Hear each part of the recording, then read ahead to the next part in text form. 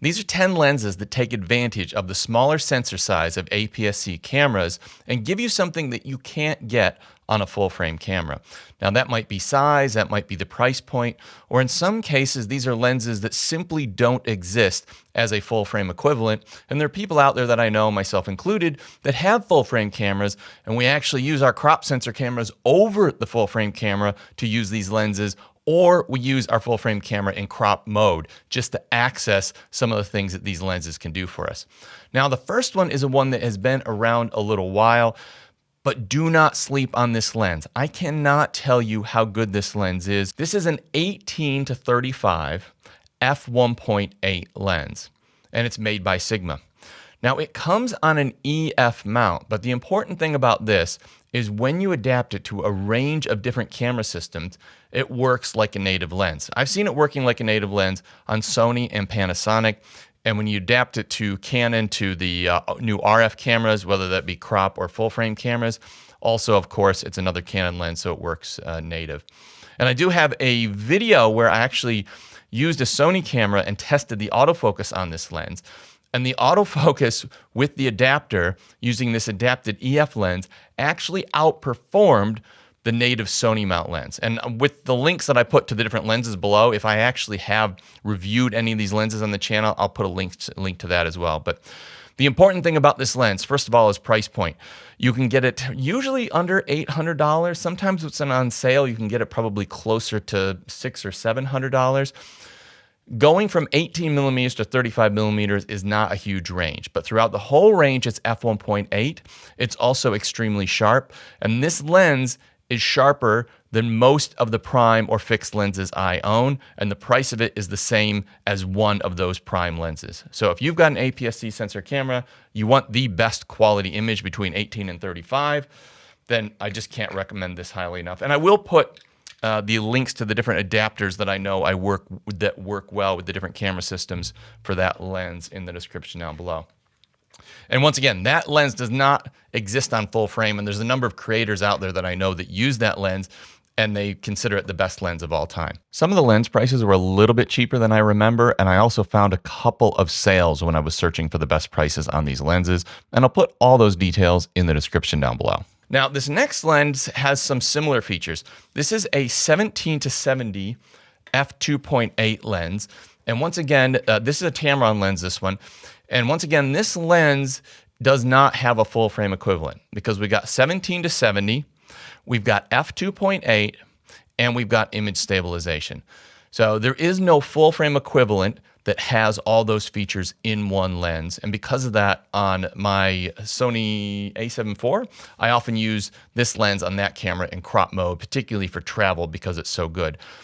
This lens is available on 2 different mounts off the top of my head. I'm not sure if it's available on a third mount yet, but I will put all that information in the description down below. Once again, you're going to get a lens here, a super versatile 17 to 70 f2.8. The equivalent doesn't exist on full frame, and it's just an amazing lens for so many things because 17 is wide enough to do a lot of wide stuff, and then you zoom into 70 at f2.8, you're going to be able to do portraits, all kinds of cool stuff, isolate the subject, blur out your background.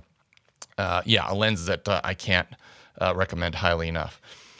This next one's a bit of a different one. Now, if you want everything in your life to look like a movie, and I did a review of this lens and basically said it turns your life into looking like a movie, this is a 35 millimeter f1.8 anamorphic lens. And what an anamorphic lens does is it gives you that widescreen image effect. It actually takes the image that's hitting your sensor and squishes it down. Then in editing, you have to call what's de-squeeze it. So everything looks sort of squeezed together. Then in editing, you use the de-squeeze function and it squeezes it back out and you get this widescreen image. This is important for a couple of reasons. One, it takes your normal camera's sensor size, which shoots in 16:9, and it stretches that image out to get you a widescreen effect without cropping the top and bottom. Usually if you're using a normal lens, you're going to have to crop the top and bottom. You're throwing resolution away. This uses the full resolution of the video functions of your camera, and it uses it and gives you a widescreen image. And this is really the only way that you can do that is with an anamorphic lens. The other thing this does is it gets you some interesting optical characters that you only get in anamorphic lenses. And in doing so, it makes things look sort of cinematic or more like a movie. You get this little bit of barrel distortion, you get a little bit of softening at the edges, which draws the viewer's attention to the center of frame. You get oval bokeh or background blur in the background. So you have this range of image characters that you see in Hollywood movies that you don't exactly register that that's what they are. But when you shoot with a lens like this, you immediately go, oh, there it is. You start seeing these similarities between the footage that you're capturing with the anamorphic lens and what you've seen in Hollywood. So it really is a super cool lens. And once again, the big deal about this one, it is a reasonably affordable lens for anamorphic. It's reasonably small, and it is f1.8. So it's got a whole bunch of stuff that you just aren't going to get. There is no real full frame equivalent to that lens. They make 4 different lenses in this lineup. That was the 35 f1.8. This is the 75 f1.8. And if you get the 35, you can shoot an entire movie with this. And there's a few guys out there have done videos talking about I could shoot an entire movie with this lens, and you could. And I have. I've shot actually a short film with that.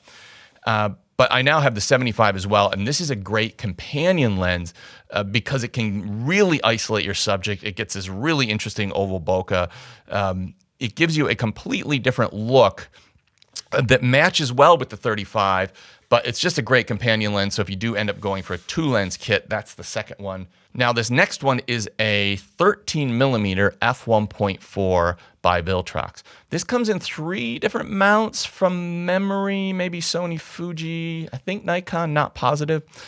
This is a fantastic lens. It's probably the first of Viltrox's lenses that felt like it was a pro-level lens. It was all of a sudden on par. Their optics were on par with Canon, Nikon, Sony, everybody else. It's also a reasonably affordable lens. 13mm on a crop sensor camera is the equivalent of a 20mm field of view on full frame. And this 13mm on crop and 20mm on full frame is my favorite wide angle field of view. And it gives you this incredible, surreal, immersive image while not giving you so much distortion that everything looks weird and natural and not right. And because of that, I just love the images coming out of this lens, but this focal length and field of view in general. It's an autofocus lens, and the autofocus works natively just like it came out of a Sony camera or a Fuji camera. And yeah, once again, that's for APS-C. That's probably my all-time favorite wide-angle lens. Now, this next lens is a little bit of a different one. It is a manual focus lens. It is a 10mm f2 lens. Now, what I've got here that I'm showing you is actually the cinema version of that lens. It's by a company called Make.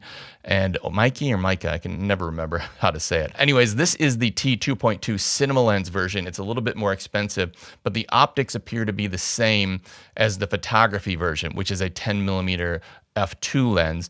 And I had that lens for Fuji at one point, absolutely loved it, but then I was selling out of the Fuji system and decided there was no point in holding on to Fuji lenses. And then unfortunately a few months later, I missed Fuji so much that I bought back into it and wish I would have kept that lens. But as an example, it's a very similar look and feel lens. The image quality is fantastic, and 10mm at f2 is just crazy wide. Now this gets you into this really almost unreal looking image. And I did a review of this lens as well. In fact, I've done a review of most of these lenses. I'll put links to all the reviews next to the purchase links below. But yeah, it's a super, super fun lens, and it's quite reasonably priced too. I think it's around the $300 mark or something like that. The next one we're gonna have a look at this is probably one of the best lenses that I've honestly ever used. This is the Viltrox 27mm f1.2. And this thing is an absolute beast of a lens. Now, at the time of shooting this video, it is only available on 1 mount. I expect it to be available on 3 mounts. So check the description down below, because by the time you watch this video, it may be available on a number of different mounts. I don't know.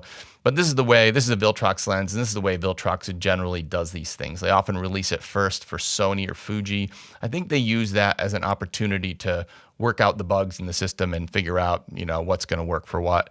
And then once they've got that all bedded down, they release it on generally 2 more mounts. Often it follows with Sony and Nikon if they start with Fuji. If they start with Sony, they often follow with Fuji and Nikon. So I expect it will be available on all those all those different mounts at some point.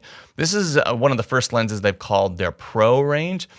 And the incredible thing about this lens is it's 27 millimeters and it's f1.2.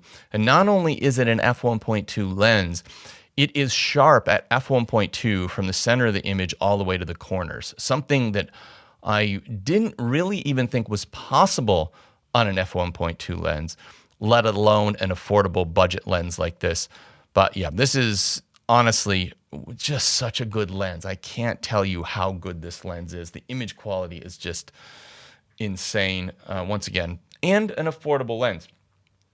Now, this next one, man, I love this lens. This is one that I was one of the first people, I think, in the world to be sent this lens. I did a review of it, and it's optically one of the best lenses that I've ever used, and it's extremely affordable, but it is a manual focus, manual aperture lens. Now, that isn't a hassle to me, and what I find, particularly when I'm shooting Fuji, I like that manual focus experience. I'm using the buttons and dials, I'm using the Fuji for that sort of retro feel of the way I'm controlling the camera. And by using the manual focus lens, I just add to that. And I also find that once you start playing with manual focus lenses, it gets to the point where it's actually a non-issue. If you shoot with a manual focus lens quite a bit, you'll find that you will be able to nail focus so much more easily than you think. And I think a lot of people worry about, well, what about video? Like things are moving and shooting video. It's even easier in video. I mean, this sounds crazy, but it's even easier in video because if you miss by a little bit, or if you're just behind on the focus pull by a little bit, it just isn't noticed because of the movement and the action in the shot. So I don't want you to dismiss this lens just because it's manual focus, because it is an incredible lens. And if we look at image quality, I don't think I've tested a better lens that can do what this lens can do at under $200. And you're only able to access that because it's a manual focus lens. If this was an autofocus lens by Canon, Sony, Nikon, any of these guys, a 35 millimeter f/0.95 lens this is, we would be talking about a $1,000 lens. Easily a $1,000 lens. So I think you are getting a lot if you're able to deal with the manual focus, and I think most people can. So don't be afraid of it. And it's a beautifully built lens. I mean, it's just such a nice piece of equipment. Yeah, I just love that lens. And the final one is something completely out of left field. This is the Astrihori 18 millimeter, I think it's f8 probe lens. This is certainly one of the most unique and coolest lenses that I have ever used and ever tested. Probably my favorite YouTube video of all time was made with this lens, of which nobody's watched it, which is kind of the pain of being a YouTuber. You find you spend 15 minutes making a video off the cuff just to get something done, and it gets 100,000 views, and then you spend a week, which it took me a week to make all the beautiful sample images and videos I got out of this lens. And I think it's been watched by 4,000 people. But anyways, this is an incredible lens. And what it is a probe macro lens. The lens itself is waterproof. It has a light on the end, can be submerged in water, but it's really designed to be used on a slider for video where you can kind of go in and through things or pass through things and get this really surreal fly-through effect. And I'm sure I'm throwing some samples on screen now. And yeah, the images and the video that you get out of this lens are really otherworldly and like nothing I've ever seen before. Also, you could see it being used for macro video of insects, because you can kind of sort of get close to either an ant's nest or a bee or something like that. You've got the light on the end to help illuminate everything. But yeah, this is a crop sensor lens. And the other thing about it is, previously there was a probe lens by Laowa.